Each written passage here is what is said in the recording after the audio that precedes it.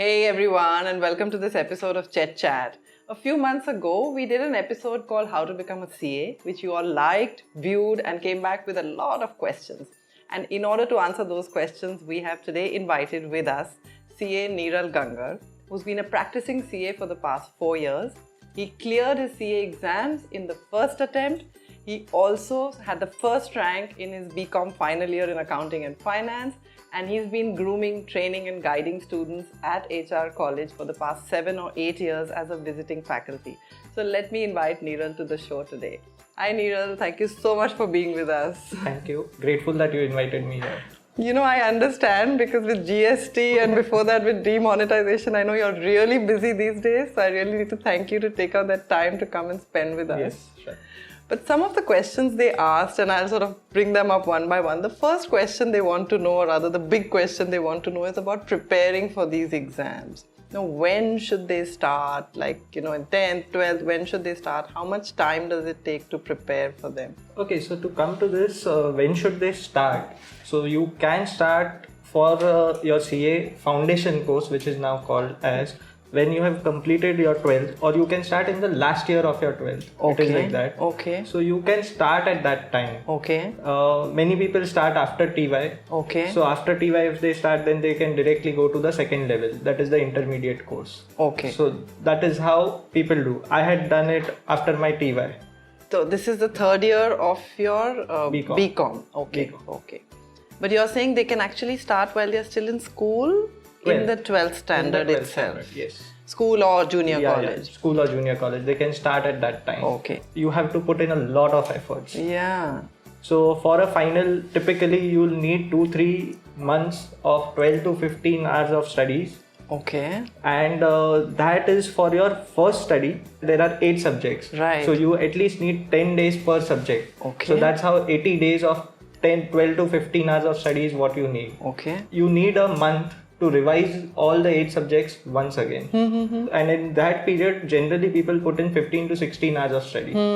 So it is time consuming, a lot of hard work. Right. But this also trains you for the future. Like when we go into the industry, we feel that what hard work we had put for 15-16 hours, it now helps us. Yes. When there are law changes, we have to put in 15-16 hours of work. Yes. Yes. So it helps us a lot. Yeah. So tell me, you cleared these exams in your first attempt and you never took any coaching. So one of the big things people do is they straight away want to enroll for a coaching and they fear that if they don't do it, they won't be able to do well. So could you guide them on this? So coaching is something which is very, very personal to decide. But I would say mostly 90 to 95% of students would need coaching. Okay. Would need coaching, I would say, because, and it is a must. There are 2-3 points when you see at coaching. First point is that coaching does create a base level for you, and it helps you to study at least 6-7 months prior.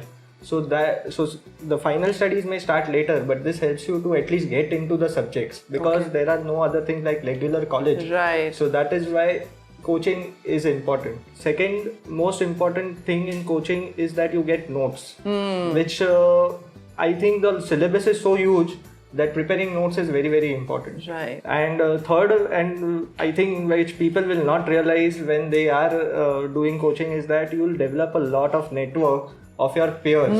And this network will help you 5 years, 10 years down the line, whether you are in job or industry or practice, wherever you are. Right. So this is, I feel that coaching in that sense is very, very important. Okay. But you still can do it like you said without You can do it it? without coaching, provided you are good at understanding the practical stuff on your own. So if you are good at accounts, because theory, I think coaching classes don't teach much. Right. So they may do give you notes and everything, but there is not much that anyone can teach in theory. Sure, it will be explained to you, you'll understand better, but ultimately you will have to read through it. Right. But practical things are where if you can manage those parts on your own, then I think you can do it. Okay. Now they are planning this study period that they've put out for themselves. So would you like to share some tips and experience with them on that? So this is a very, very common question, that how should we plan for the study, or is planning important?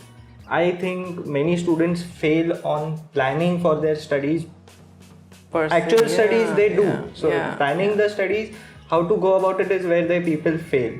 Sure. So planning is very, very important. Planning is involved at various stages. I would say you have to plan your studies itself.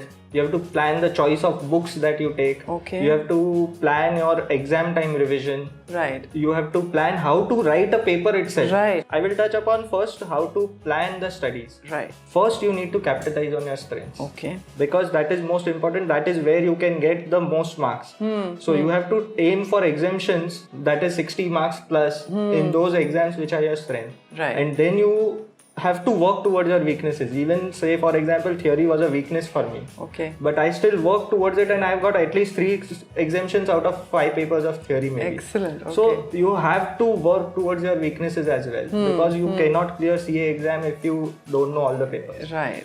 So if I've decided that I will study accounts first, whatever you have planned. So in each paper, you then need to go into the depth of seeing the past 10 papers. Past year. 5 years to 10 years papers. Okay. So you plan in the past 10 years which topics carry more weightage. So that is how you will know what topics I need to focus on. Right. In that topic, what are the kind of Types questions of questions, right. which have a very good weightage. Right. So those kind of questions you have to identify. Third, I would say, is the practice manuals and compilations which the institute's material, which gives you answers of the past questions. Okay. You also need to go through that. The reason is what kind of answers is the institute expecting you to write. Exactly. Yes. So that is also very, very important to see, because institute expects you to write this much.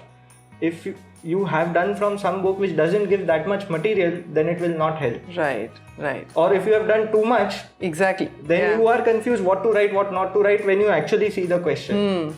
After that, you allot time that I'm going to complete this topic in so many days or so many hours, and like that you go ahead and plan the whole study part. Okay, so you actually probably need a whole spreadsheet to be made, breaking down each topic. Agreed. I would say spreadsheet is needed, but I used to do it mentally. But there are people who actually write it down, and they have that plan written on their softboard. Wow. And they adhere to that. Right. So I think most rankers would have done that. Okay, so that you're saying is a key sort of factor that leads to success. Yeah. Another thing you mentioned was, the second point you mentioned was planning the study material. And you did say that the coaching institutes give you some study material, but could you share with them what sort of material? Okay, so now study material is divided into 2 parts. One of the institute, which most of the people say that you should read through that. And second is of various authors and your coaching. I would put all that in the second part. Right. So now if you choose study material of the institute, only if you are able to make correct notes out of it. Because it is just reading kind of material. Okay. You will get for a topic all the reading, but you will not have a question to that topic. Oh, okay. So you have to be good at making notes. I will share an experience in this. So I used to use Munish Bhandari Law for CA final. It had 2 books. One was a handbook and one was a main book, which was around 1000 pages, and handbook was around 400 pages. So I studied through the big book in some 10-15 days. I would have finished the whole book.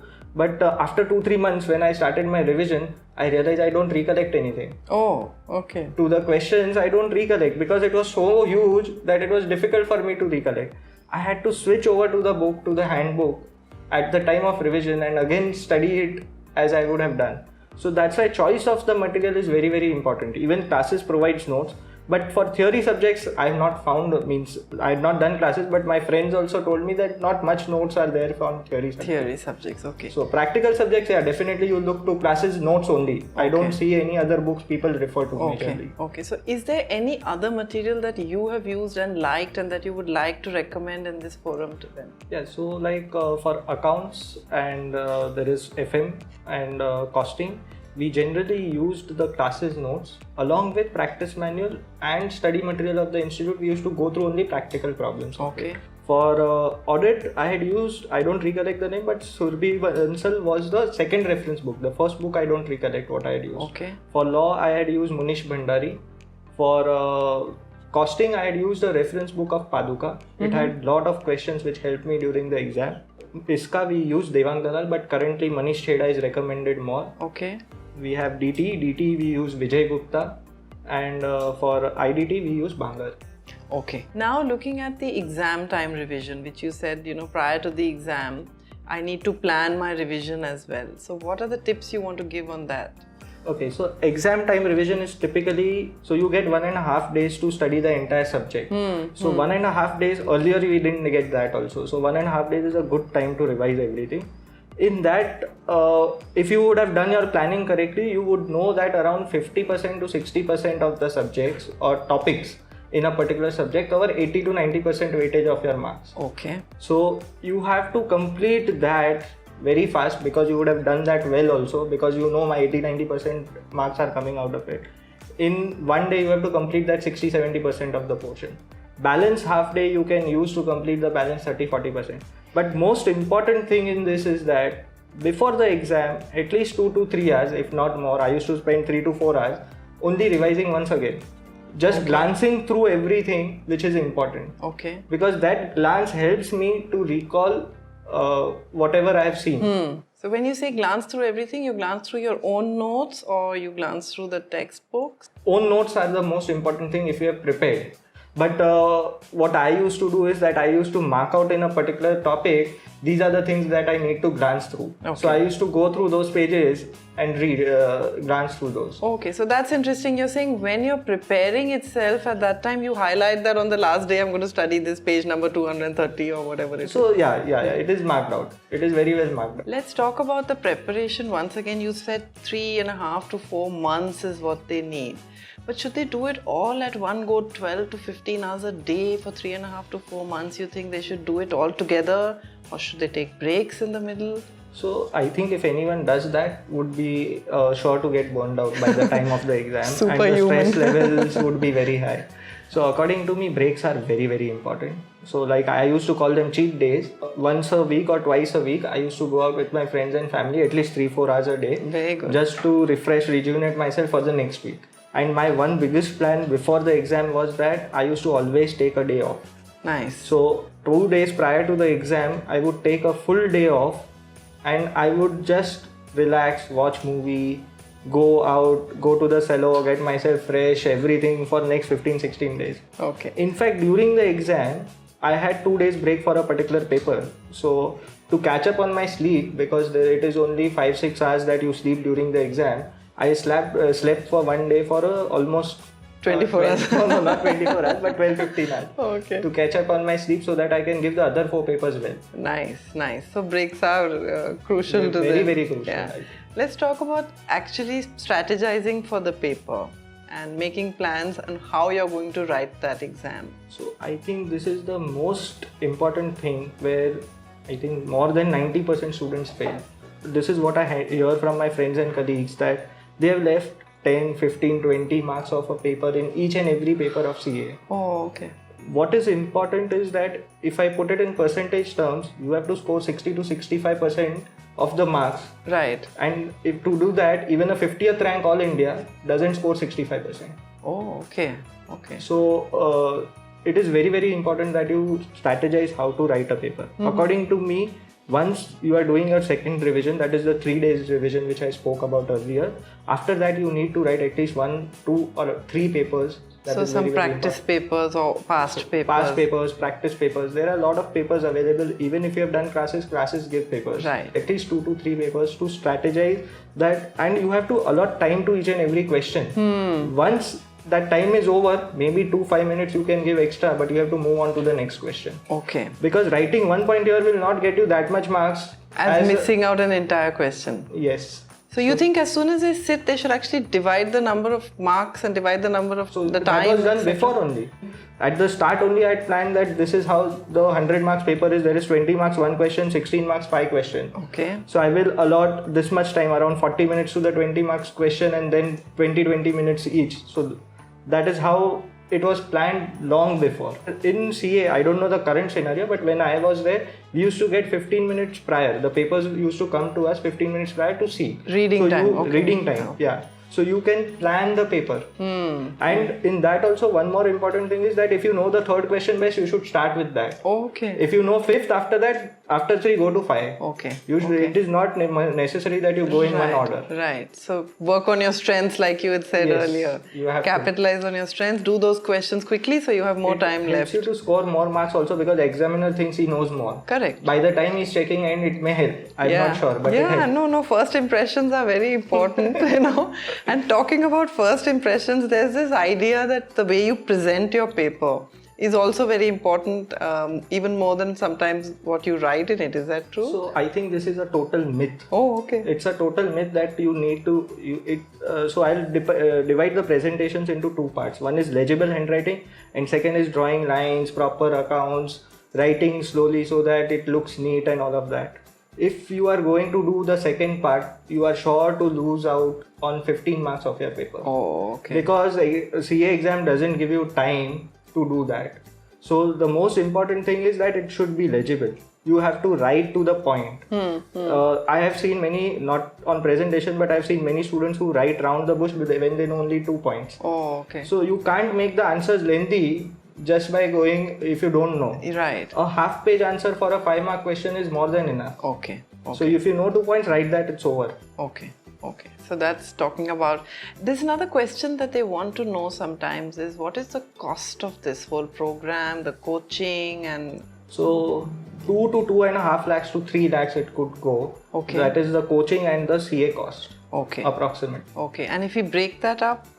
So 1 lakh is 90,000 to 1 lakh is CA final coaching classes fee. Right. Around 70,000-80,000 could be the intermediate fee. 30,000 could be the CPT fees. So foundation course I'm not aware currently. I don't know the current rates, but these are more or less near current. And the institute total cost is very less. I think I would have spent around 30,000-40,000 as the total institute cost. Okay. So talking about this foundation course, what you said, which was earlier called the CPT, one of the questions that they're asking me is, if they've done their BCom, do they need to sit for this exam? So CPT or foundation is not needed to be sat through if you have done BCom. In fact, when you are in your last year of BCom, you can apply for the intermediate level of exams. You don't even need to clear and then apply. Oh, okay. But you can sit only after you have cleared the final exam. So that is the only thing. But you can apply. You can start your studies and everything you can plan. Yeah. And another question I'm thinking of on their behalf is that, do they have to do a BCom, or can they do any other degree like a BBA or something else as well? CA itself doesn't give any soft skills. BCom, I think most people just go for enjoyment, or they don't attend, or this is the general trend. So you need to have courses like BAF, BBI, BFM, BMS, BBA, which gives you those soft skills which will help you to go do better with only your CA. Right. So those courses are more relevant than only doing a BCom. Okay, excellent. And my last question to you would be on the future. So having done your CA, is there like a CFA, do you recommend any other courses they should do? Can they work abroad? Can they work in India? So I'll deal with the second part first, what are the options for them. Right. We'll divide it into core finance and general accounting and financial management. Okay. Core finance would be investment banking, asset management, planning and strategizing, corporate banking. These are the main things in core finance. Right. Second, if you want to do in general accounting and financial management, then you have audit, law, tax. Then you have consultancy, strategic consultancy. So CFA would be important if you want to go into research of stock markets. Okay. Or something like that. So it's a beautiful course to do. It will help you. If you are thinking of going into investment banking and all of those, I think an MBA would be an add-on to you. Right. I'm not saying CA would be less, right, but MBA would be add-on because it will improve your soft skills much further. Right. So it will help you to grow faster. Right. And as far as abroad, if you want to know the opportunities abroad, I think CA Institute has tie-ups with most of the countries now. I know many of my friends who are in Dubai was earning here 50,000 a month, but in Dubai is earning 3 lakhs a month. Excellent. At the same time. Okay, so, with the same qualification. Same qualification. Yeah. And it's not like they need to go there and take an additional degree or something. So this Middle East not, but maybe in some countries like US and all of that, you may need a degree. Okay. But thank you so much, Niral. I thought that was excellent. It was a pleasure. And I'm sure it'll help them. So thank you for being with us. And if you have any further questions that you want Niral to answer or me to answer, put all of them down in the comment section at the bottom of this video. And don't forget to press that subscribe button and the bell next to the subscribe button to get your notifications. Like us at Facebook at ChetChat 101, at Twitter ChetChat 101, and at Instagram ChetChat 101. And happy watching.